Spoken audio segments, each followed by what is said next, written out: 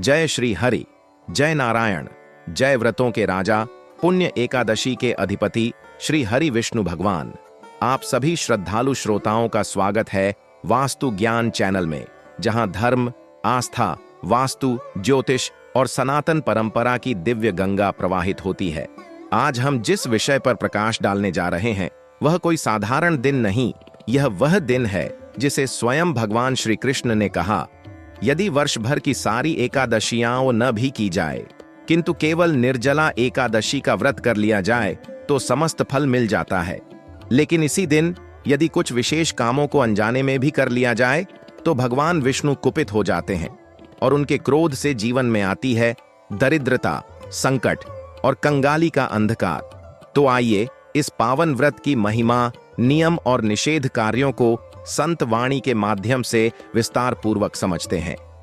निर्जला एकादशी, यह नाम ही अपने आप में संकल्प, साधना और संयम का प्रतीक है। निर्जला अर्थात बिना जल के, यानी इस दिन कोई अन्न, जल, फल, यहां तक कि तुलसी दल युक्त जल भी ग्रहण नहीं किया जाता। यह व्रत उन भक्तों के लिए है जो पूरे वर्ष किसी कारणवश एकादशी नहीं कर पाते। यह व्रत अपने आप में सभी एकादशियों का फल देने वाला है। यह व्रत केवल शरीर की तपस्या नहीं है, यह आत्मा की परीक्षा है। लेकिन इस पावन व्रत के दिन कुछ ऐसे कार्य हैं जिन्हें भूल कर भी नहीं करना चाहिए।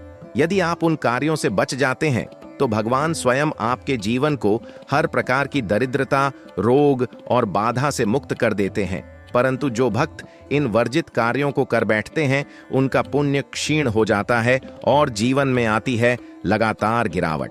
अब ध्यान दीजिए, क्या हैं वे कार्य जो निर्जला एकादशी के दिन नहीं करने चाहिए। पहला बड़ा दोष, झूठ बोलना। यह दिन सत्य का दिन है। भगवान विष्णु स्वयं धर्म स्वरूप हैं। इस दिन यदि कोई झूठ बोलता है, चाहे वह व्यापार में हो, घर में हो या वाणी में छल हो, तो वह अपने पुण्य को नष्ट कर देता है। इस दिन बोला गया झूठ कई जन्मों तक दरिद्रता का कारण बन सकता है। दूसरा दोष, क्रोध करना। इस दिन शांत चित्त रहना ही सर्वोत्तम तप है। यदि कोई व्रती इस दिन किसी से झगड़ता है, अपशब्द कहता है, क्रोध में आता है, तो व्रत व्यर्थ हो जाता है। क्रोध से बढ़कर कोई दूसरा पाप नहीं। और जब यह पाप निर्जला एकादशी जैसे दिन किया जाए तो उसका प्रभाव कई गुना अधिक हो जाता है। जीवन में मानसिक अशांति, रोग, कलह और आर्थिक समस्याएं जड़ जमा लेती हैं। तीसरा दोष, निंदनीय कार्य देखना या सुनना। इस दिन मोबाइल पर, टीवी पर, इंटरनेट पर ऐसा कुछ देखना या सुनना जो अशोभनीय हो, जैसे हिंसा, द्वेष, अभद्र भाषा या कामुक दृश्य, तो यह व्रत को कलंकित कर देता है। एकादशी के दिन चित्त को निर्मल रखना आवश्यक है। इस दिन जो विचार आपके मन में होंगे वे ही आपकी ऊर्जा का निर्माण करेंगे। यदि आप अपवित्र विचारों से घिर गए तो प्रभु से दूर हो जाएंगे। चौथा दोष, दूसरों की बुराई करना, चुगली करना या ईर्ष्या करना। यह दिन है आत्ममंथन का, आत्म सुधार का। यह समय है प्रभु से अपने पापों की क्षमा मांगने का। इस दिन यदि आप दूसरों पर दोषारोपण करते हैं, किसी की बुराई करते हैं, तो वह दोष आपके ही ऊपर आ पड़ता है। विष्णु भगवान करुणा मूर्ति हैं, परंतु वे दूसरों को दुख पहुंचाने वालों से रुष्ट हो जाते हैं। पांचवां महापाप, अन्न का सेवन। यह निर्जला व्रत है। यदि शरीर असमर्थ है तो फलाहार, दूध या जल ले सकते हैं, परंतु सामान्य व्यक्ति के लिए यह नियम है कि वह दिन भर अन्न का सेवन न करे। एक ग्रास भी मुंह में गया तो व्रत भंग हो गया। जो व्यक्ति अन्न खाता है इस दिन, वह जन्मों तक गरीबी और रोगों से जूझता है। भगवान विष्णु के क्रोध से उनके घर की लक्ष्मी रुष्ट हो जाती है। छठा दोष, गाय, ब्राह्मण या माता पिता का अनादर। इस दिन यदि कोई व्यक्ति किसी ब्राह्मण, गौमाता या अपने माता पिता को अपमानित करता है, उनसे कठोर शब्द कहता है, तो उसका व्रत अशुद्ध हो जाता है। ऐसा करने से विष्णु भगवान की कृपा दूर हो जाती है और दरिद्रता जीवन में स्थायी हो जाती है। सातवां दोष, दान से मुंह मोड़ना। इस दिन दान करने से जो पुण्य मिलता है वह सामान्य दिनों से 1000 गुना बढ़ा होता है। जो व्यक्ति इस दिन कंजूसी करता है, भूखे को अन्न नहीं देता, गौ को हरा चारा या गुड़ नहीं खिलाता, ब्राह्मण को दक्षिणा नहीं देता, वह पुण्य का दरवाजा बंद कर देता है। और जिस दिन पुण्य के द्वार बंद हो जाते हैं उस दिन दरिद्रता का प्रवेश होता है। 8वां दोष, नींद और आलस्य में दिन बिताना। यह दिन जागरण, भजन, पाठ, पूजा का है। जो व्यक्ति इस दिन सोते रहता है, टेलीविजन में डूबा रहता है, खेलकूद या मौज मस्ती में समय बिताता है, वह इस दिव्य अवसर को खो देता है। निर्जला एकादशी का व्रत केवल पेट से नहीं, चित्त से किया जाता है। जो मन से प्रभु में लीन नहीं हुआ, उसका व्रत अधूरा रह गया। 9वां दोष, घर में कलह या शोरगुल करना। इस दिन घर का वातावरण मंदिर जैसा पवित्र होना चाहिए। यदि आप किसी से लड़ते हैं, बच्चों पर चिल्लाते हैं, टीवी जोर से बजाते हैं, तेज संगीत या शोर करते हैं, तो उस घर में विष्णु जी की कृपा टिकती नहीं। जहां शांति नहीं, वहां लक्ष्मी नहीं। 10वां दोष, अहंकार का प्रदर्शन। कुछ लोग व्रत रखकर दूसरों को उपदेश देते हैं, दिखावा करते हैं, फोटो डालते हैं, प्रचार करते हैं। यह भी व्रत को नष्ट करने वाला कर्म है। व्रत का फल तभी मिलता है जब वह प्रभु के चरणों में समर्पण से किया जाए, न कि दुनिया को दिखाने के लिए। हे श्रद्धालुओं, ये 10 महापातक कार्य इस दिन भूलकर भी नहीं करने चाहिए। अब प्रश्न उठता है, इस दिन क्या करें जिससे भगवान विष्णु विशेष रूप से प्रसन्न हो जाएं? तो सुनिए, इस दिन ब्रह्म मुहूर्त में उठकर स्नान करें, पीले वस्त्र धारण करें, तुलसी दल युक्त जल से विष्णु जी को अर्घ्य दें। AUM नमो भगवते वासुदेवाय मंत्र का 108 बार जप करें। भागवत गीता का पाठ करें, विष्णु सहस्त्र नाम का उच्चारण करें, तुलसी के पौधे के समीप दीपक जलाएं और ध्यान रखें, इस दिन तुलसी का पत्ता न तोड़ें, बल्कि पहले से रखे हुए पत्तों का उपयोग करें। इस दिन यदि संभव हो तो गौ माता को गुड़, हरा चारा या रोटी अवश्य खिलाएं। ब्राह्मणों को भोजन कराएं, गरीबों को वस्त्र या अन्न दान करें, जल का दान करें। यह निर्जला एकादशी है और जलदान का विशेष महत्व है। जो व्यक्ति जल का दान करता है, उसे अग्नि, ताप, रोग, वाणी दोष और जलज जीवन संकटों से मुक्ति मिलती है। और सबसे महत्वपूर्ण, इस दिन निर्जल रहते हुए भी प्रभु के स्मरण में लीन रहें। यही इस व्रत की सार्थकता है। यह दिन आत्मशुद्धि का है, आत्म साक्षात्कार का है। यह दिन है कि जीवन को नया मोड़ दिया जाए। यदि आपने इस दिन से जीवन की दिशा प्रभु की ओर मोड़ दी, तो न केवल इस जन्म में बल्कि 7 जन्मों तक विष्णु लोक का मार्ग प्रशस्त हो जाएगा। तो हे प्रभु प्रेमियों, अब आप जान चुके हैं कि निर्जला एकादशी के दिन क्या करना चाहिए और क्या नहीं करना चाहिए। यदि यह जानकारी आपको उपयोगी लगे, यदि आप चाहते हैं कि हर व्यक्ति इस दिव्य रहस्य को समझे, तो इस वीडियो को अधिक से अधिक साझा करें। वास्तु ज्ञान चैनल को जरूर सब्सक्राइब करें और बेल आइकन दबाएं, ताकि ऐसे ही दिव्य, पवित्र और रहस्यमयी सनातन ज्ञान आपके जीवन को आलोकित करता रहे। प्रभु श्री हरि आप सभी पर कृपा करें, आप सभी का जीवन सुखमय, समृद्ध और आध्यात्मिक ऊर्जा से परिपूर्ण हो। सर्वप्रथम कोटिशः वंदन उन भगवत प्रेमी श्रोताओं को जो सनातन धर्म की आत्मा, हमारी परम पावनी संस्कृति और वैदिक परंपराओं को अपने जीवन में उतारते हैं, उन्हें अपने व्रत, उपवास, संकल्प और सेवा से सींचते हैं। जय श्री हरि, जय श्री कृष्ण, जय श्री लक्ष्मी नारायण। आप देख रहे हैं वास्तु ज्ञान, वो चैनल जो न केवल वास्तु और ज्योतिष का, बल्कि आत्मा के गूढ़ रहस्यों और धर्म के अनंत तत्वों का भी विज्ञान सिखाता है। आज का विषय कोई साधारण चर्चा नहीं। आज का विषय है निर्जला एकादशी जैसे परम पावन व्रत के अवसर पर एक ऐसा विशेष कार्य जो यदि आपने कर लिया तो दरिद्रता आपके जीवन से सदैव के लिए विदा हो जाएगी और समृद्धि के ऐसे द्वार खुलेंगे कि कंगाल भी करोड़पति बन जाएगा। अब प्रश्न यह उठता है कि वह एक काम क्या है, वह कौन सी साधना है, वह कौन सा कर्म है जिसे निर्जला एकादशी के दिन जरूर करना चाहिए। शास्त्र, पुराण, संत, वेद और स्वयं भगवान श्री कृष्ण की वाणी हमें बताती है, उस दिन अगर आपने गौ माता को जल अर्पित कर दिया, अगर आपने उसे हरा चारा या गुड़ खिला दिया, अगर आपने गौ माता के चरणों में प्रेम से शीश नवाकर उसका आशीर्वाद ले लिया, तो समझिए समस्त ग्रह दोष समाप्त हो गए, पितृदोष मिट गया, रोग भाग गया और लक्ष्मी जी का स्थायी वास आपके घर में सुनिश्चित हो गया। क्योंकि यह निर्जला एकादशी है। यह केवल व्रत का दिन नहीं है, यह आत्म विजय का पर्व है। यह वह दिन है जब इंसान अपने भीतर के अंधकार को जल, तप और त्याग से उजाले में बदलता है। और इसी दिन जब कोई जीवित प्राणी, विशेषकर गौ माता को जल अर्पण करता है, तो वह केवल गौ सेवा नहीं करता, वह धर्म, अर्थ, काम और मोक्ष, इन चारों पुरुषार्थों की कुंजी को छू लेता है।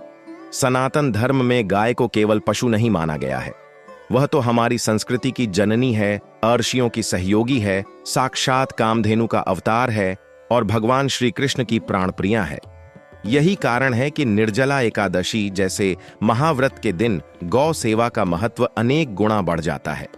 आपने देखा होगा कि इस दिन लोग मंदिरों में जाकर दर्शन करते हैं, व्रत रखते हैं, भजन गाते हैं, ये सब अत्यंत शुभ है। परंतु यदि इस पुण्य अवसर पर आपने गाय को जल पिलाया तो वह पुण्य फल 1000 यज्ञों के बराबर माना गया है। और यदि आपने जल के साथ साथ हरा चारा, हरा धनिया, हरा साग, गेहूं का चारा या गुड़ खिलाया तो भगवान श्री हरि और माता लक्ष्मी दोनों प्रसन्न होकर आपके जीवन में स्थायी सुख संपत्ति की वर्षा कर देते हैं। ये कोई भावनात्मक बात नहीं, ये सनातन शास्त्रों का गूढ़ रहस्य है। अब कुछ लोग ये पूछते हैं कि हमें तो गाय मिलती नहीं, क्या करें? तो हे भक्तों, जो गांव में हैं वे गांव की गोधूलि से ही स्वर्ग का अनुभव कर सकते हैं, परंतु जो नगरों में हैं उनके लिए गौशालाएं हैं। निर्जला एकादशी के दिन प्रातः उठिए, स्नान कीजिए, अपने व्रत का संकल्प लीजिए और फिर सबसे पहले जाएं किसी गौशाला में। वहां किसी भी गौ माता को प्रेम पूर्वक जल पिलाइए और फिर थोड़ा हरा चारा या गुड़ अर्पित कीजिए। इस छोटे से सेवा कार्य से जो आध्यात्मिक ऊर्जा उत्पन्न होती है वह पूरे वर्ष तक आपके जीवन को ऊर्जावान बनाए रखती है। और यदि उस गाय के चरणों को हाथ से स्पर्श करके, आंखों से देखकर, उसके शरीर को प्रणाम करके आशीर्वाद लिया जाए तो मान लीजिए सारे दोष उसी क्षण समाप्त हो जाते हैं। गौ माता कोई सामान्य पशु नहीं, वह पृथ्वी पर चलने वाला देवता है। उसकी पूंछ में यमराज निवास करते हैं, उसकी पीठ पर सभी देवी देवता विराजते हैं, उसके मुख में वेद निवास करते हैं। और जो व्यक्ति निर्जला एकादशी जैसे दिन उसके दर्शन, सेवा, जल अर्पण और भोजन करवाने का कार्य करता है, वह पुण्य फल के खजाने का अधिकारी बनता है। उसकी संतानें सुखी होती हैं, उसके पूर्वज तृप्त हो जाते हैं और वह स्वयं विष्णु लोक की ओर अग्रसर होता है। और एक बात ध्यान रखने योग्य है, इस सेवा में दिखावा न हो, न सेल्फी, न प्रदर्शन, न सोशल मीडिया पर पोस्ट करने की लालसा। सेवा गुप्त होनी चाहिए। जैसा माता अन्नपूर्णा ने भगवान शिव को भोजन कराया था बिना प्रचार के, केवल प्रेम से, वैसी ही भावना गौ माता के लिए होनी चाहिए। क्योंकि गौ सेवा केवल पुण्य अर्जन नहीं, आत्मा को उन्नत करने की साधना है। यह आपकी चेतना को प्रभु की ओर मोड़ देती है। और हां, यदि आपके घर में गौ माता नहीं है, गौशाला नहीं है, तो उस दिन आप घर के बाहर पक्षियों के लिए जल रख सकते हैं, कुत्ते को रोटी दे सकते हैं, गरीब को जल और फल दे सकते हैं। क्योंकि सेवा का सार यही है कि कोई प्यासा न रहे, कोई भूखा न सोए। यही तो इस व्रत की आत्मा है। स्वयं जल न पीकर दूसरों को जल देना, स्वयं उपवास करके दूसरों की भूख मिटाना। आज के दिन का एक और गूढ़ रहस्य है जलदान। क्योंकि यह व्रत ही निर्जला है, तो इस दिन यदि आप किसी प्यासे को जल दान करते हैं, सड़क पर प्याऊ लगाते हैं, ब्राह्मण को जल से भरा कलश दान करते हैं या गौ माता को जल पिलाते हैं, तो यह कार्य भगवान को सबसे प्रिय होता है। क्योंकि जल ही जीवन है और जो जीवन देता है वह स्वयं ईश्वर के समीप हो जाता है। इसलिए हे भक्तों, यह मत सोचिए कि इस दिन कुछ बड़ा करना है, यह न सोचिए कि लाखों का दान देना है। बस प्रेम से, श्रद्धा से, पूर्ण समर्पण से एक लोटा जल ले जाइए और किसी गौ माता के चरणों में अर्पित कीजिए। यही वह एक काम है जो निर्जला एकादशी के दिन अगर आपने कर लिया तो कंगाल भी करोड़पति बन सकता है। और करोड़पति केवल पैसों में नहीं, धर्म, कर्म, प्रेम, पुण्य और प्रभु भक्ति में भी होता है। तो अब आपको समझ आ गया होगा कि क्यों इस दिन गौ सेवा सर्वोत्तम है। तो क्या आप इस संकल्प के लिए तैयार हैं? क्या आप इस बार 6 जून निर्जला एकादशी के दिन प्रभु को प्रसन्न करने का यह सबसे सरल और श्रेष्ठ उपाय अपनाएंगे? यदि हाँ, तो इसे आज ही अपने मन में उतार लीजिए और अपने मित्रों, परिजनों और सभी सनातन प्रेमियों को बताइए कि इस दिन का वास्तविक महापुण्य कहाँ छिपा है। और यदि आपको यह ज्ञानमयी वाणी प्रिय लगी हो, अगर इस दिव्य रहस्य ने आपके अंतर्मन को स्पर्श किया हो, तो कृपया इस वीडियो को साझा कीजिए, वास्तु ज्ञान चैनल को सब्सक्राइब कीजिए और बेल आइकन दबाना मत भूलिए, क्योंकि इसी चैनल पर प्रतिदिन मिलती है धर्म, आस्था और वास्तु से जुड़ी ऐसी दुर्लभ जानकारियां जिनसे जीवन बदल जाता है। जय श्री हरि। अब प्रस्तुत है निर्जला एकादशी की पौराणिक कथा, जिसे पुराणों में अत्यंत पुण्यदायिनी और कलियुग में मोक्षदायिनी बताया गया है। यह कथा महाभारत के अनुशासन पर्व, पद्म पुराण तथा स्कंद पुराण में भी वर्णित है। आइए इसे विस्तार से संत शैली में सुनते हैं। बहुत समय पूर्व की बात है, जब भगवान श्री कृष्ण का वंशज महाबली भीमसेन, जिन्हें भीमपुत्र वायु कहा जाता है, धर्मराज युधिष्ठिर से एक दिन निवेदन करते हैं, भैया, मैं आप सभी को प्रत्येक एकादशी को उपवास करते देखता हूं। आप अर्जुन, नकुल, सहदेव, माता कुंती, श्री कृष्ण सभी इस व्रत का पालन करते हैं, परंतु मुझसे भूखा नहीं रहा जाता। मेरा पाचन अग्नि प्रबल है, इसलिए उपवास करना मेरे लिए बहुत कठिन है। किंतु मैं चाहता हूं कि मुझे भी व्रत का पुण्य प्राप्त हो जाए। क्या कोई ऐसा उपाय है कि मैं केवल एक ही दिन व्रत करके सभी एकादशियों का पुण्य प्राप्त कर लूं? धर्मराज युधिष्ठिर ने यह बात भगवान श्री कृष्ण तक पहुंचाई।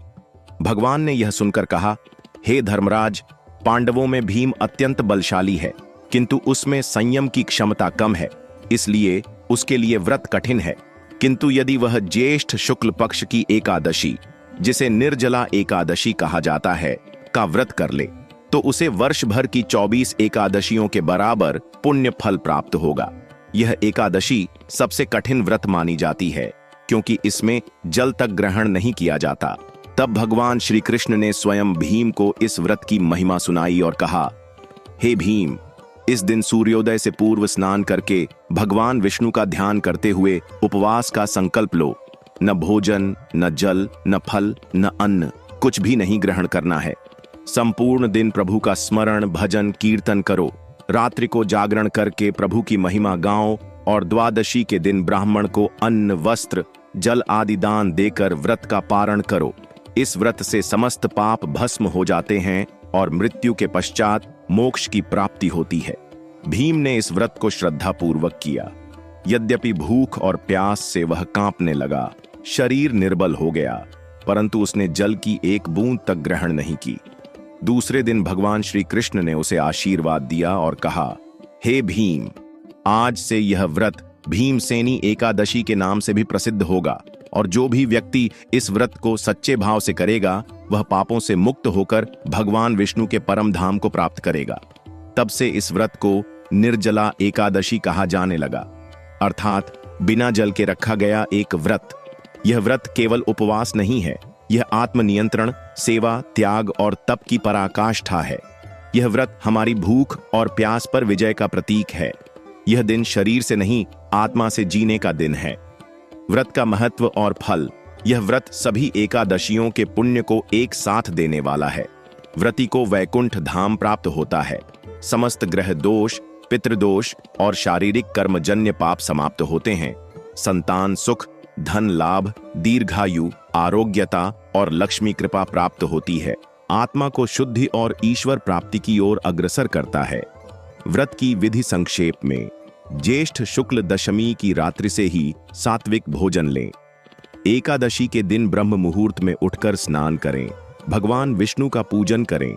व्रत का संकल्प लें। पूरा दिन जल भी ग्रहण न करें, यही है निर्जला। तुलसी पत्र अर्पण करें। व्रत कथा सुने। रात्रि में जागरण करें। प्रभु नाम का कीर्तन करें। द्वादशी के दिन ब्राह्मण को जल, अन्न, वस्त्र दक्षिणा दें और पारण करें। विशेष बात, यदि कोई दुर्बल, रोगी, गर्भवती स्त्री, वृद्ध या अशक्त व्यक्ति इस व्रत को करने में असमर्थ हो, तो वह फलाहार करके या आंशिक निर्जल रहकर भी भगवान विष्णु का ध्यान कर सकता है। प्रभु भाव को देखते हैं